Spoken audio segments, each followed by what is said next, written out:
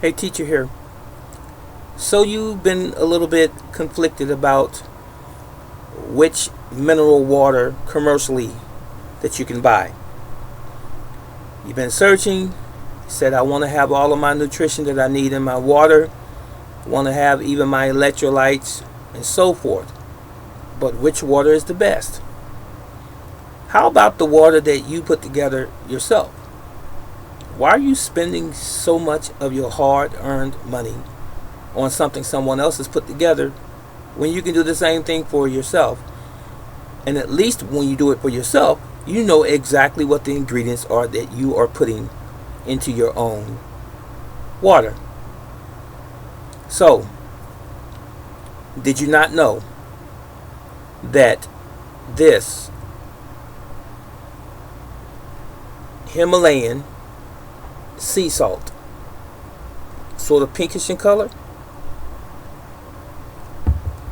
has over 84 minerals, essential minerals I might add, that are necessary for the human body's stability, development, growth, longevity, and many other adjectives that I could use.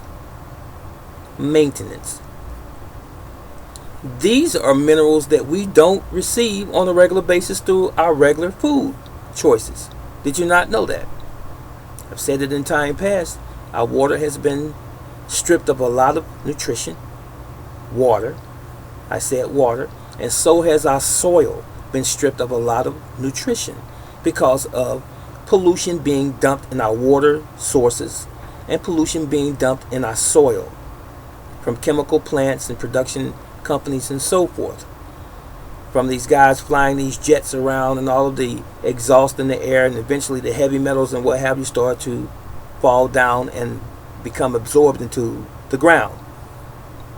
So what's a man or woman to do about minerals and nutrition? Did you not know that Himalayan sea salt is very beneficial to the human body, and it contains, as I said, over 84 minerals? All you need do is add it to some clean water. So you can take, for example, purified reverse osmosis, and in this particular case, distilled water. This is a gallon jug, distilled water. You can take you one of these gallons of water, distilled, and you can take an eighth of a teaspoon of this, drop it into the water, shake it up, and you have mineral water. Did you not know that? Real simple. And did you not also know that you will begin to see some miraculous changes in your health from drinking and or consuming those minerals that you ordinarily have not been receiving? You will find some of the things that have been causing you to be sick will subside and or go away. You will feel a whole lot better from a health standpoint. Now, someone might say, well, brother teacher, are you saying that this is a miracle water? No, I'm not. I'm saying this is something that you were supposed to be consuming before, but either you were not taught to do that, or you did not have it available to you, or you just never took the time to research it. So, with that said, I want to also add this tidbit. If you're going to do something good for your body, start removing the bad things. Okay? They can't coexist. Either you're going to have a dirty body or you're going to have a clean body, as much as possible, I should say. So, stop eating all of the non-organic foods as much as you possibly can. I know that there are different levels of individuals in our society, statuses and so forth. There are really poor people who can't afford to go to the grocery store and buy wholesome food. I understand this. So I say, as much as possible, what you can control, that's what you should control.